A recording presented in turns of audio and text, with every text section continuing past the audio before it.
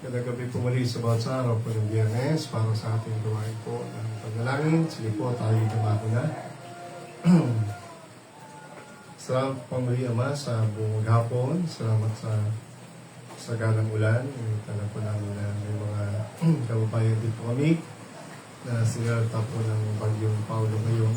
Kapagaling po ang mga binahala ng muli, ang mga nasa evacuation, ang mga nilindol po sa parte ng Cebu. Kapagaling po kakabayan namin naghihirap ngayon. Patuloy po na sila yung alagaan ng gobyerno at lalayan sila sa mga pangailangan nila sa sitwasyon niya. Gabayan niyo po kami, kapagaling patuloy ang aming bansa, pangunahan, Panginoon, at maranasan po namin patuloy ang awang biyaya.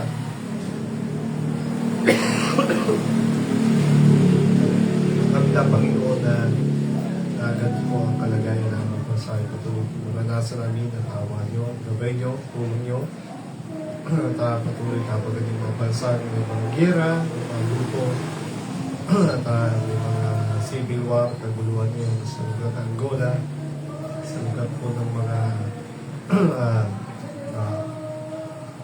lugar ng Hamas, Panginoon, mga Arab nations, nagkakaroon ng kaguluhan sa panig po ng bansa Israel, Ukraine, Russia.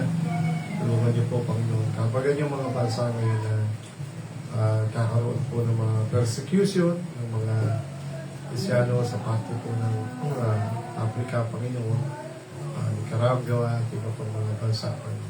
Muli po, samahan niyo po kami at ikaw lagi ang patuloy manguna sa aming bansa, sa buong mundo, sa bansa Amerika, Panginoon, at gera po pitong gera po ay tapagan niyo po ang mga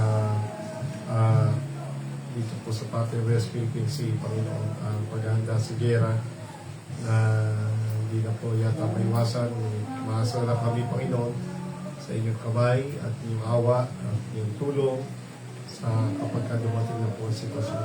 Kaya tiyagan na po kami, pasalamatan. Samahan niyo po kami kausapin sa gabi ito ng pagiging salita ng Balag ng Espiritu. Tingin aming puso, sumakawanihan ka sa ating mga puso. Tiyagan niyo po kami, pasahan sa gabi ito sa matamis na pangalan ng Jesus. Po, mawit po na tayo bago tayo mag-aral sa itaw ng Panginoon.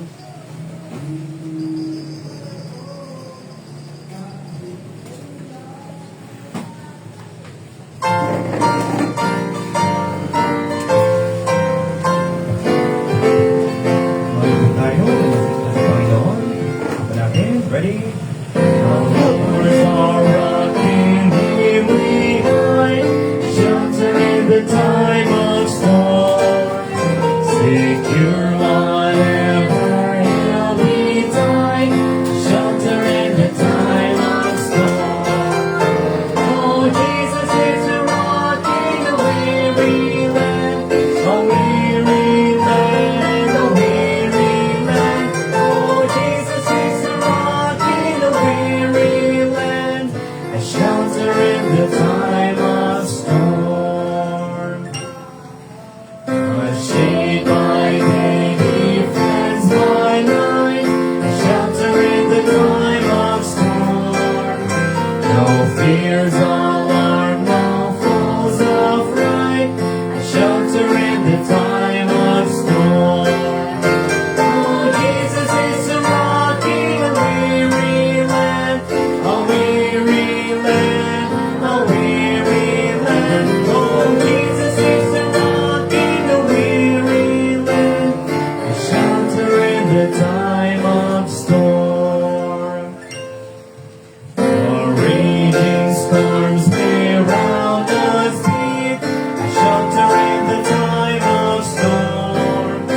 We'll never leave our safe retreat, a shelter in the time of storm. Oh, Jesus is a rock in a weary land, a weary land, a weary land. Oh, Jesus is a rock in a weary land, a shelter in the time of storm. Oh, rock divine, a refuge dear, a shelter in the time of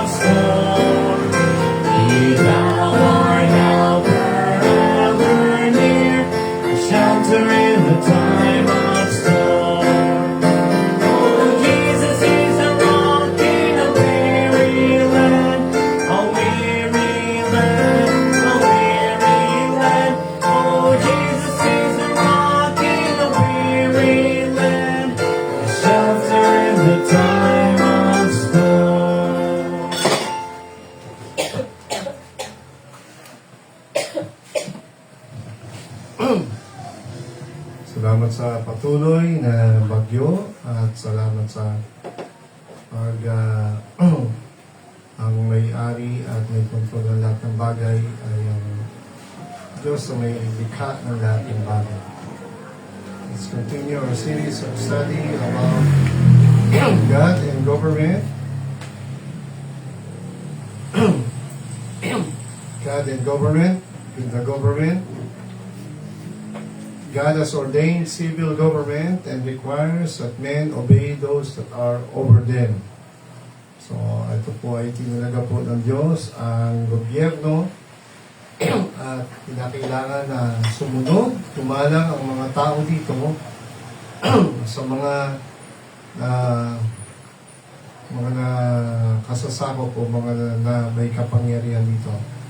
Let's look on these verses again.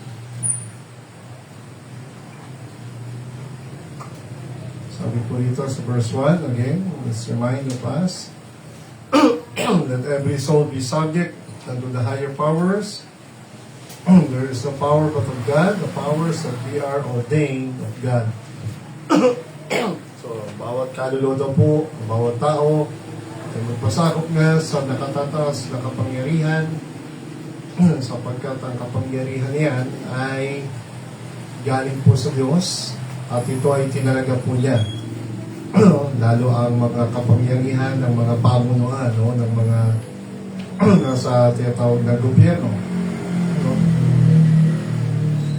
So, pinutuson na sumunod tayo at kilalanan natin na ang Diyos ang nagpahiram ng kapangyarihan niyan sa tao. Sino man daw po ang lumalaban sa kapangyarihan niyan ng gobyerno na itinalaga ng Diyos ay lumalaban sa batas ng Diyos o ordinansa ng Diyos. At ang mga tumatanggi dito ay tatanggap mismo sa kanilang sarili ng kahatulan. So, tinalaga ng Diyos yan para sila ay magbigay ng hatol. So, sabi sa verse 3, ang mga pinuno ay ang mga pamunuan ay hindi dapat katakutan kung gumagawa ka ng mabuti. Ngunit kung gumagawa ka ng masama, ay dapat ka talaga matakot. Tulad ng mga kabataan na nanunog yung nakaraan sa September 21, di ba? May mga kabataan nanunog at ng balibag at nagnakaw pa. So, nasa almost 200 yung nakulong. At sila po ngayon ay umiiyak ang mga magulang kasi nga po ay no, yung malaya sanang pamamahayag ng kanilang damdamin ay nauwi sa magulong karahasan, no? Nagkaroon ng chaos ng time na yun. Kaya may mga pulis saktan, kaya kailangan silang hulihin. Wilt thou then not be afraid of the power? Ikaroon ka ng takot, respeto sa mga pamunuan, gumawa ka ng mabuti, at ikaw ay pupurihan. For, sapagkat ang pinuno na ito, na tinalaga ng Diyos, ay lingkod para sa mga gumagawa ng mabuti. He is the minister of God to thee for good.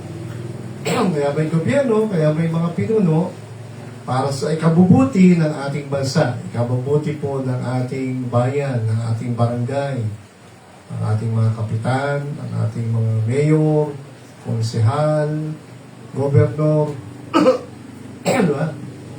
Ating gobernador nga po ay namimigay muli ng bigas. Diba? So, hindi ko na po nabalitaan dito sa Pag-asa. No? Pero sa ibang barangay, ibang bayan, halos namigay na po. No? So, nakakatuwa po yung mga ganung gawain. No? Hindi lang sila mga pinuno, sila din po ay gumagawa ng mabuti. Ngunit kung ikaw ay gagawa ng masama, matakot ka. Diba?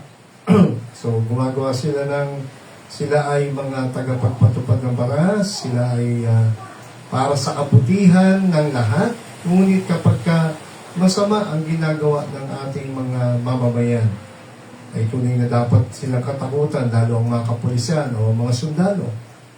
Sapagkat hindi nila taglay ang tapat. tinutukoy niya yung tabak, yung kanilang panghaton, no? Katulad ng baril. Ito ay for defense and offense. Ang baril ay pang-opensa at pang-depensa. Pang-opensa kapag mayroong mga, siyempre meron na pong mga masamang tao na may baril. Kailangan nilang lumaw, kailangan nilang may panlaban ang mga pulis, sundalo.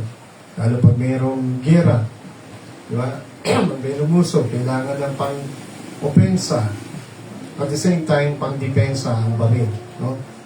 So, sabi diyan, ang mga lingkod na ito ng Diyos, katulad ng mga pulis at sundalo, ay tagapagpatupad. No? Sila ay tagahatol upang ipatupad ang poon kanino? Kanino ho napupot ang Diyos? And primarily, our government officials ay siyempre magagalit po sila sa mga umaagaw ng kapayapaan, kaayusan ng ating bansa. Sino yan? Yung mga taong walang takot sa Diyos, yung mga taong gumagawa ng masama. So, ito natin yan. No? Kaya maliwanag po yung sabi niya. No? So, sabi po ng 5 to 7, tingnan pa natin. Wherefore, ye must needs be subject not only for wrath, but also for conscience sake. So, ikaw daw ay magpasakop, hindi lang dahil takot kang magkasala, kundi alang-alang sa mabuting konsensya. Pag ginagawa mo tama, ay siyempre natutuwa po ang Diyos at hindi ka masasaktan ng gobyerno. Kung ikaw ay gumagawa ng mali, ay masasaktan ka, mahatulan ka, makukulong ka pa rin. Kaya sabi sa 6, for this cause, ye pay tribute also for the God's ministers attending continually upon this very thing. Sabi niya 7, render therefore to all their dues, ibigay ang dapat ng paggalang sa kanila, karapat-dapat. Tribute to whom tribute is due, custom to whom custom, fear to whom fear, honor to whom honor. So, ibigay daw natin yung nararapat na paggalang, pagbibigay ng respeto, pagbibigay ng tinatawag na dapat ibigay, katulad ng mga tax, di ba? Dapat naman tayo magbayad ng tax, no? So, kita natin yan. Ibigay natin ang rapat sa mga lingkod na ito na tinalaga ng Diyos sa ating bansa, sa ating gobyerno, no? So, sabi pa nga ng sumunod, when there is no government, there is anarchy because of the sin and selfishness of fallen men. Bakit mahalaga ang role ng government natin yun? Kung wala akong gobyerno, mahirap po talaga, magulo. Anarchy, chaos. Bakit ho may chaos? Dahil ang tao magkasala, ang sabi ho ng Diyos kay Ebat Kadan, pag kinain yung prutas sa pinagbabawal, ikaw ay mamamatay. Lumabag si Ebat Kadan, sumuway, nagrebelde, pumasok ang kasalanan, pumasok ang sumpa ng kamatayan. Okay, so dahil ngayon sa pagkakasala ni Ebat Kadan, mula noon ang tao ay kinakailangan po na magkaroon ng disiplina, control sa kasama niya. So makita natin yan, kung walang gobyerno, ang kasamaan at kasalanan ng tao ay nakakatakot po. No? Tulad ng panahon ni Noah. No? So, mamamayagpag ang kasamaan, lalo na kung walang kamatayan ng tao. The role of government is to maintain peace and order in this wicked world. Yan ang mahalagang role ng gobyerno. Mapanatili ang kapayapaan at kaayusan sa isang mundong puno ng kasamaan. Katulad sa Amerika, di ba? Ginagawa nila pinapatupad yung paghuli sa mga tinatawag nating walang passport o pumasok sa Amerika ng walang visa. Di ba? So, sino yung mga immigrant na walang, kumbaga, illegal ang pagpasok sa Amerika. Hinuhuli po sila doon. At karami ng mga hinuhuli sa kanila ay may mga sangkot sa drugs, sangkot sa krimen, no? Ng rape, pumatay, no? So, kaya pinapatupad ng Amerika ang President Trump ang mahigpit na pagpapatungan ng kapayapaan at kaayusan sa Chicago at sa marami pang mga states sa Amerika. So, at maraming natutuwa, maraming naiinis, marami rin natutuwa, no? Doon sa ginawa na yun ni President Trump, ano? Kaya tingnan natin, sabi ng 1 Peter 2:14. Ano sabi ng 1 Peter 2:14? In 1 Peter 2:14, sabi po rito, sabi yan sa 2:14, submit yourselves to every ordinance of man for the Lord's sake. Again, nandiyan na naman yung salita magpasakop, ano? Sabi niya, Pastor Pedro, isa kay Pablo, ito naman kay Pedro, no? Magpasakop kayo sa lahat ng ordinansa ng tao alang-alang sa Panginoon. No? At kung ito ay para sa hari, sa Supremo, sabi pa sa 14, sa mga namumuno sa gobernador, no, ng probinsya, na pinadala sila para parusahan ang gumagawa ng masama. No? So kaya po sila pinadala para makapagpatupad ng kapayapaan kaayusan. At kung may mga abusado sa kasamaan, mga taong walang takot, ay parurusahan sila. Ngunit ang mga gumagawa ng tama ay pupurihin. Okay, so kung ikaw ay may takot sa Diyos, ay hindi ka masasaktan. Siyempre, malaya kang magtrabaho, mag-aral, malaya kang gumawa ng tama. Pero hindi ka malayang gumawa ng mali.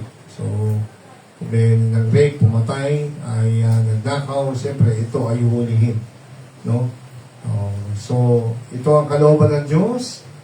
Sabi ng 15, that with well doing, you may put to silence ignorance of foolish men. Ano pa sabi ng Job 29:17? Natin sabi ng Job 29:17. Job 29:17.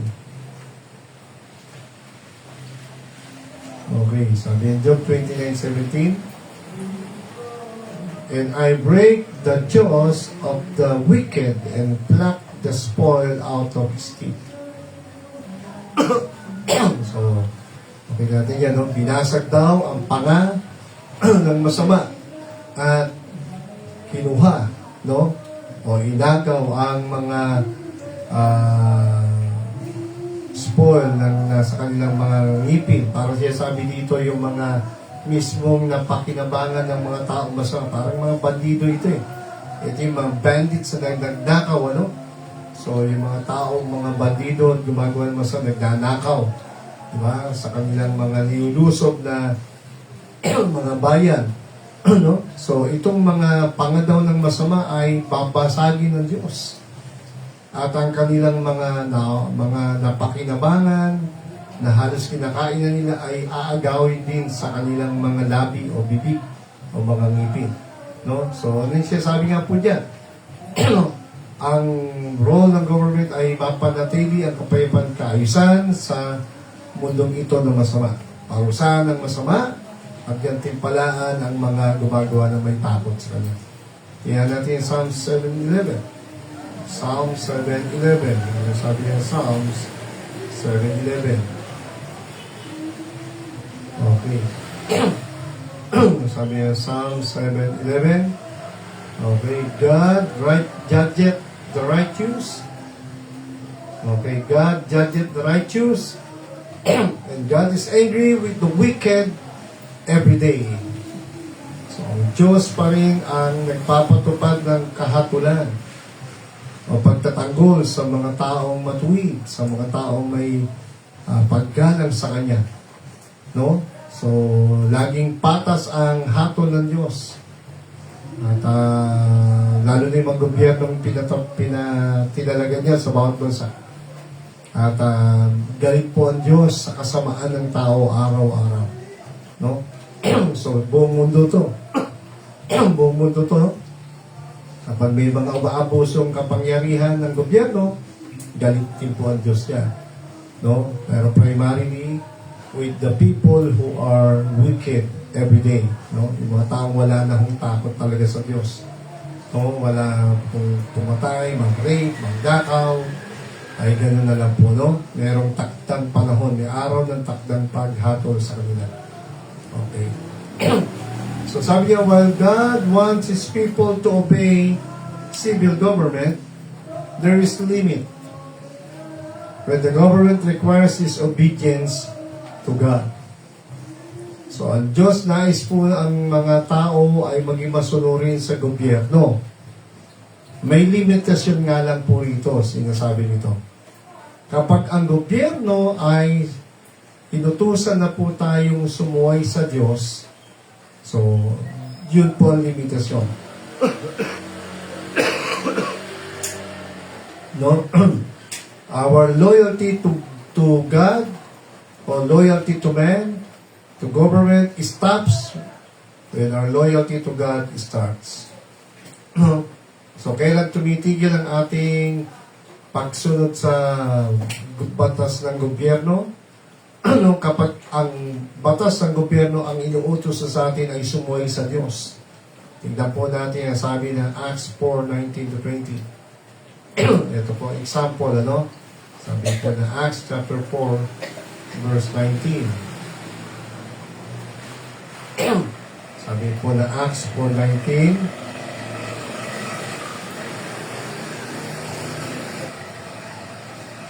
Sabi sa 17.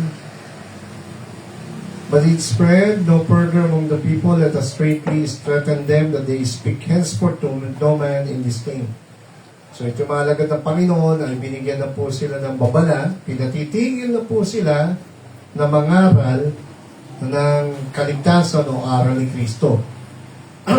So, pinagbabawalan na po yung mga alagad ng pan dito. Pinagbabawalan sila. Ang nag-utos sa kanila, siyempre, ang Panginoon Jesus. Pumayo sila, turo ang kaligtasan. Pero dito po ay, kaya sasabi po po dito, kaya sasaktan, bubugbugin, pagbabawalan. Kagaya ng ginawa sa Panginoon. Kaya sabi niya dito, ito na po, pinagbabawalan na sila na mangaral.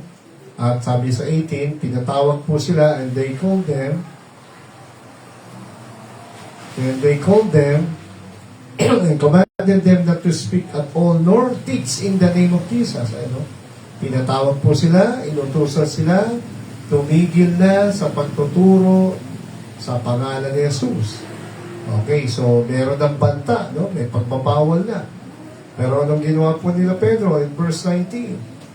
Sabi yan, but Peter and John answered and said unto them, whether it be right in the sight of God to hearken unto you, more than unto God, judge ye.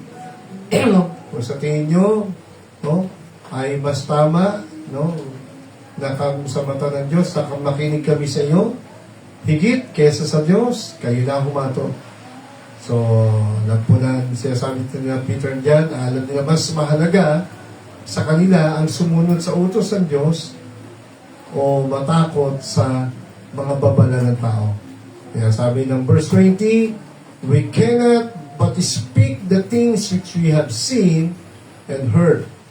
Hindi kami mapipigil sa pagsasabi ng mga bagay na nakita namin at narinig namin, lalo patungkol sa Panginoon. So, sabi nila Pedro, nila Juan, kahit pinantahan siya, binugbog na nga sila dyan, ay hindi po sila mapipigil. Okay, sabi pa ng 21, so when they had further threatened them, tinatakot na po sila, they let them go. Pinakawalan din naman sila. Kasi nga, finding nothing how they might punish. Naghahanap sila ng paraan, paano pa sila maparusahan, mapakulong sila Pedro. Pero wala nga ako sila makitang kasalanan, Pero tinatakot po sila na tumigil na katuturo. Okay. So, dahil nga sa mga tao, medyo hindi natuloy yung naudlot, yung pagbugbog at pagpapakulong sa o pagpatay sa mga alagad. For all men, glorified God for that which was done. Kaya po, hindi sinaktan tuluyan sila Pedro at Juan dyan, mga alagad na pa. Kasi nga po, may gumaling po dyan na paralitiko in chapter 4, verse 1 to 10. Meron po dyan pilay na nakalakad. Kaya tuwan-tuwa yung mga tao. Ito ay milagro ng Panginoon at ginamit ng Panginoon yung mga sila Pedro, no? Nakalakad po yung paralitiko dyan. Tuwan-tuwa yung mga tao. At dahil doon sa himala na yun, ay hindi nila masaktan sila Pedro. Dahil nga alam nila na merong milagrong ginawa ang Diyos sa oras yun. Kaya sabi sa 22, "For the man was about 40 years old, on whom this miracle of healing was you." Okay, so matanda na yung pinagaling pa nila at gumawa ng milagro ang Panginoon, no, kay Pedro that time. Okay, kaya sabi ng 23, "And being let go," sila yung pinakawalan, "they went to their own company and reported all that the chief priests and elders had said unto them." Sila po ay nag-report, sila Pedro, sila Juan, yung sa ginawa ng mga priests and elders. At pagkat sa 24, sila ay nag-pray po sa Diyos niya. "And when they heard that, they lifted up their voice to God with one accord and said, Lord, thou art God, which has made heaven and earth and the sea, and all that in them is." Sabi niya, "Who by the mouth of thy servant David has said, why did the heathen rage and the people imagine vain things?" Katulad sabi sa Psalm 2, bakit ba ang mga taong to ay nagagalit at nag-iisip ng masama o mga walang kwentang bagay? Sabi pa sa 26, "Ang hari ng mga lupa, mga pinuno ng lupa ay nagtitipon-tipon, nagsisitindi. At ang mga pinuno ay nagsasama-sama gaya ng ginawa nila kay Kristo.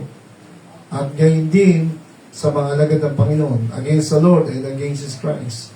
So, makita natin dyan, dito they pray for God's guidance, protection, and help in propagating the gospel, in sharing the gospel, no? Na huwag silang maunahan ng takot, huwag silang mabuhay sa takot, o huwag silang mahadlangan ang pagsunod at paglilingkod nila sa Panginoon. Okay, ano pa sabi rito? "God does not require obedience to man's law. If in so obeying, the Christian is forced to disobey the Scripture." So, ang Diyos ay hindi niya tayo pinipilit pasunurin sa mga batas ng tao kung itong mga batas ng tao ay pepersahin tayong sumuway sa mga banal na utos ng Diyos. Ibig sabihin, mas gusto ng Diyos, unahin natin siya. Unahin natin ang kalooban niya. No? Kahit na tayo ay saktan. Kagaya po nangyari kay Daniel, chapter 6. Yan po natin, silipin natin ano nangyari kay Daniel. Prophet Daniel in the book of Daniel, chapter 6. Sabi po rito in Daniel chapter 6, no? Verse 1, "It pleased Darius to set over the kingdom 120 princes, which should be over the whole kingdom."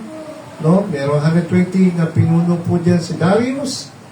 At among that 120, meron siyang top 3. No? May top 3 po siyang pinuno. At doon sa top 3 na yun, ang pinaka-top 1 ay si Daniel.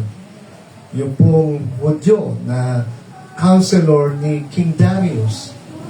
Naging counselor din po ni Nebuchadnezzar, Belteshazzar.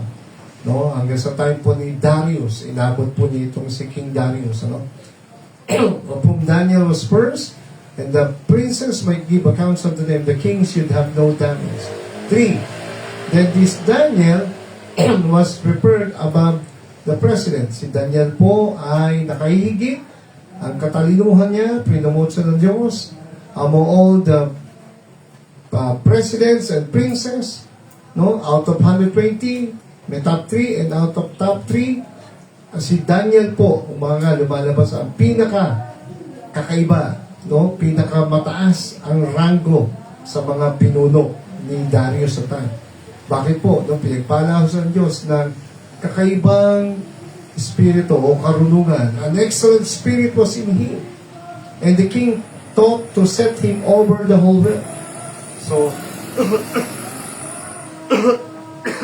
tinalaga po si Daniel sa kabuuan ng kanyang palasyo, ng kanyang pamunuan, nitong si Darius. Itinalaga ito si Daniel.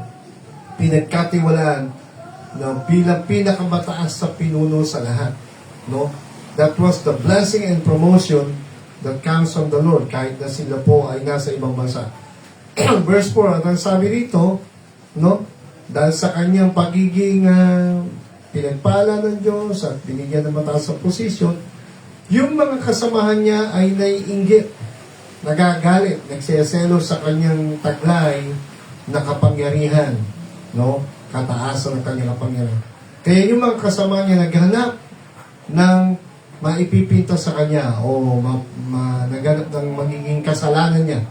To find occasion against Daniel concerning the king. So, ano ba pwede nating gawang paninira sa taong ito na paborito ni King Darius? Pero sabi niya, they could find none occasion or po. Wala ko silang makita na kapintasan na para ito ay matanggal sa posisyon. Why? Because Daniel was faithful at wala po talagang makitaan sa kanyang kamalian. Maingat po ang kanyang buhay. No? Siya po ay kumbaga nabubuhay halos ng walang kapintasan. Tapat sa Diyos, tapat sa Haring Darius, at kumbaga hindi siya mahilig na mainggit, manira sa kapwa. Siya ay focus lang sa pagtatrabaho, ika nga. No? Siya po ay tapat, humble, honest, na pinuno ni King Darius. And of course, that was the blessing of the Lord. No? Sabi ng verse 5, and then said this man, wala tayong makita ang pwede natin may bintang na kasama dito kay Daniel na to. Maliban lang tungkol sa kanyang batas at kanyang Diyos. Okay, so meron na siya nakita. Ito ay taong religyoso, ito ay taong prayerful, at mahalaga sa kanya ang batas ng kanyang mga bansa bilang isang Hudyo. Kaya sabi sa 6, then these presidents and princes assembled together to the king and said thus unto him, okay, King Darius, gumawa po kami ng dito kasulatan. At sabi niya, King Darius, nabuhay ka magpakailanman. At sabi niya, all the presidents of the kingdom, the governors and the princes, the counselors and the captains have consulted together to establish a royal, na kami nagkasundo, magkaroon tayo ng isang batas, isang maharlikang batas. At ito ay pagtibayin mo, pirmahan mo. Na ano ang batas ito? Na ang sino man na tatawag sa kanyang Diyos o mananalangin sa loob ng 30 araw, no, kumbaga ito'y pagbabawal, pero ang tumawag sa kanyang Diyos, maliban lang ikaw ang kausapin niya, sila ay tatapon sa say of in the den of lion. Okay, putol. Okay, putol. No? In verse 7. Sabi niya, now, O King, establish the decree.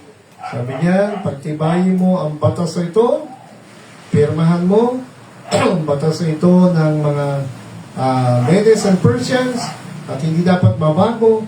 Kaya nga si Darius, hindi niya alam na ang tatamaan pala nito ay ang best friend niya, paborito niya si Daniel.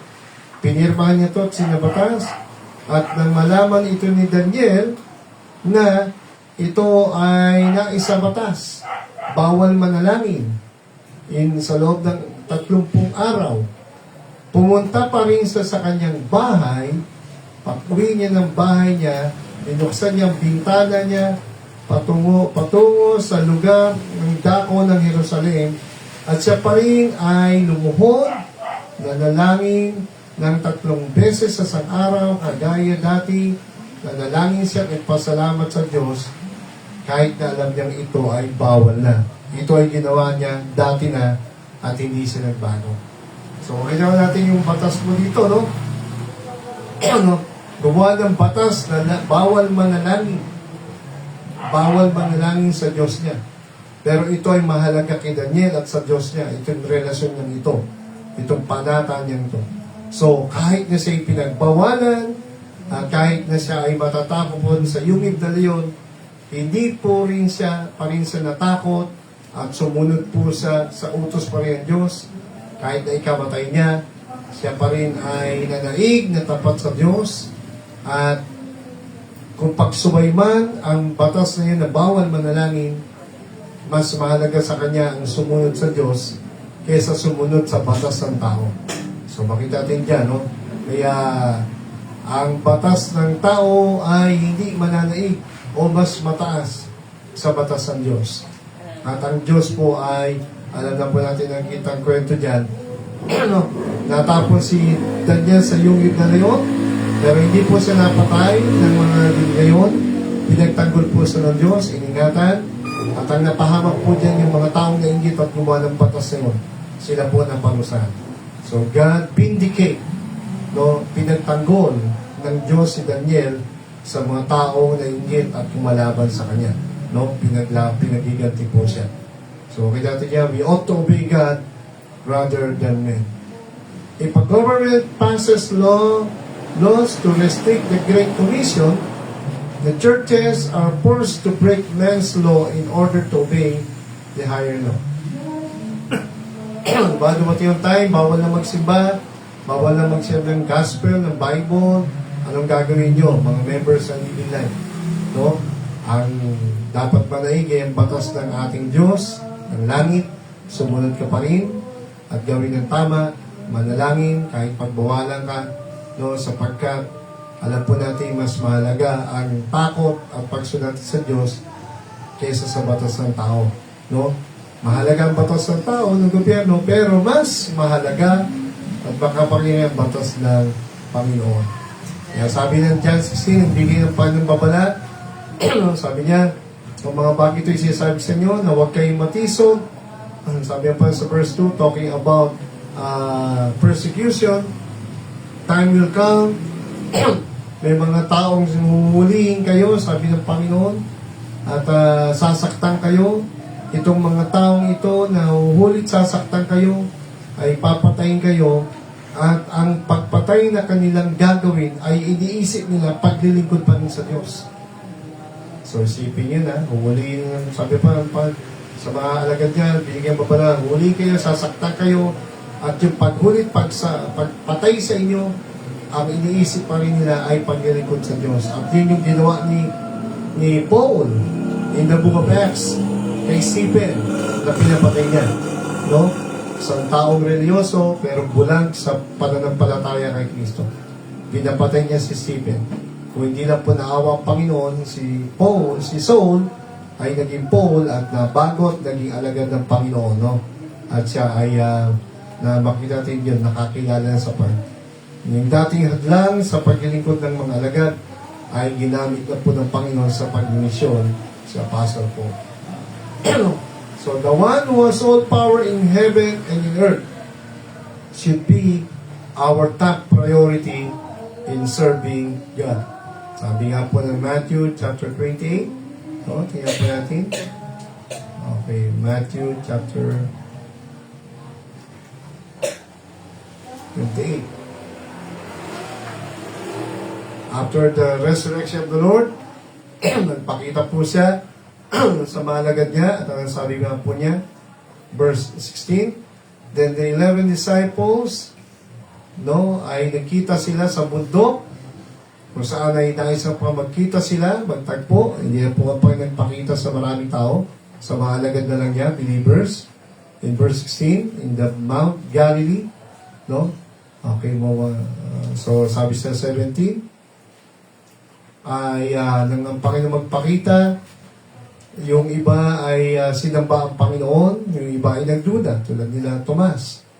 Kaya sabi niya pa sa 18, nang magpakita sa mga alagad niya, sabi niya, ang lahat ng kapangyarihan ay binigay na binigay sa Panginoon sa langit at sa lupa. So here, the Lord is speaking as the great commander of all creation, of both heaven and in earth. No, so siya na po ang King of Kings, Lord of Lords, God of Gods. Siya na po ang Supreme Commander-in-Chief of all the battalion, of all the innumerable angels in heaven. Sa mga lugar na hindi nakikita.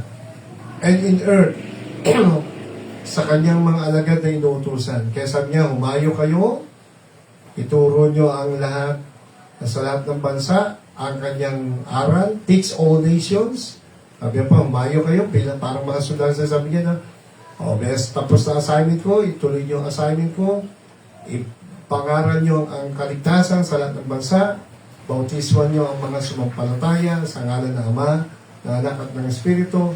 And then sabi pa sa 20, no, ituro niyo ang lahat ng mga bagay na pinag-uutos ko sa inyo. Okay, so sabi pa, go, teach, and then baptize, and then teach. So, yan po ang mga verb na iniutos niya, no? Humayo, turuan ang mga bansa, bautisman nyo nagtiwala, tumanggap sa Panginoon, and then turuan sila tuloy-tuloy habang nabubuhay na mag-aral ng salita ng Panginoon.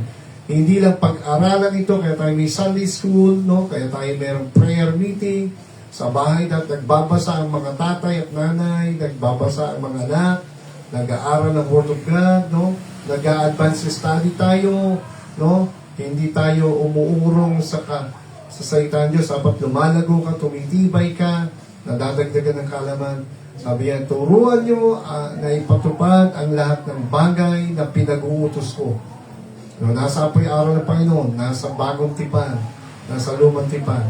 And the Lord promised, sabi niya, sasamahan ko kayo hanggang sa katapusan ng sanlibutan. Ano man ang mangyari sa mundo ito, magkagyera man, magkalindon, magkaluto man, there is victory, there is hope, there is help, there is success, there is salvation, security, and satisfaction from the Lord Jesus Christ. Kita natin yan. He promised His presence, His protection, His plan, and His guidance sa mga tunay niyang alagad. Kaya walang talunan ng mga alagad ng Panginoon. If God be for us, who can be against us? So, kung tayo nasa panig ng Panginoon, ano ang dapat nating katakutan? Wala. Tayo manala, Lord, sa salita mo, pagpalain niyo po ito, nabayan niyo po kami, turuan, lalo ka na makilala, mahalin namin ang aming gobyerno, ang aming bansa, patuloy namin tulungan ang aming gobyerno, naging bigyan ng matalinong pasya, matalinong pamumuno, mabubuting pinuno, Panginoon, at ang mga abusado sa kapangyarihan, mga gumagawa ng hindi tama, Panginoon, ay ma-corrupt government officials, nawa ay maparusahan at makulong, at ang husisya nyo ay maipatupad ng patas para sa lahat. At huwag niyong payagan ang mga may masamang kaisipang mga pinuno na ibang tagumpay sa kanilang masamang balakid. Huwag niyong payagan ang kudita, huwag niyong payagan ang mga taong gumagawa ng hindi maganda. Tulungan niyo po aming bansang umunlad, nagtagumpay, ang mga mahirap ay matulungan, at ang mga nagsisikap ay lalo pang umunlad, Panginoon, at nawa sumagana pa ang aming bansa. Tulungan niyo po ang lahat ng panig ng Kongreso, Senado, ang maging ang AFP at PNP, ang justice system namin, lalo po ang executive sa Pangulo po ng aming Pangulo, ang national and both the local government unit, Lord, mula sa aming governor, mga mayors, kung sa aming mga kapitan. Tulungan niyo po, Lord, na lagi po ay may patupad ang patas na kaayusan at pagbabantay ng mga pinuno namin. Mga pulis ay magligtas ka po ng mga pulis, magbigay ka ng mga buhay na binago, ay pag-ibig sa Word of God, pag-ibig sa inyo, pag-ibig sa pamilya. Tulungan niyo po ang aming pamunuan, tulungan niyo po ang kabuuan ng aming bansa. Muli pa ito na pamuli, bagal ng mga nalindong, mga binagyo, tulungan niyo ang gobyerno, Panginoon, sa kanilang mga pagtulong sa mga inabot ng kalamitan dito. At sapatan niyo ang aming mga Panginoon pinasal, Panginoon. At huwag niyo hayaan ito yung manakaw at magamit sa mga maling paraan. Ito yung darating pamuli, pasalamat, pangunahan ng aming bansa, aming mga Baptist churches, ang aming mga missionary, sa aming bansa at sa mundong mahalo. Muna po magpala, panguna sa mga anak niyo sa litingan. Ito yung darating pamuli, pasalamat sa gabi ito, sa matamis na Papa Jesus. Magandang gabi po, and see you on Sunday. Good night.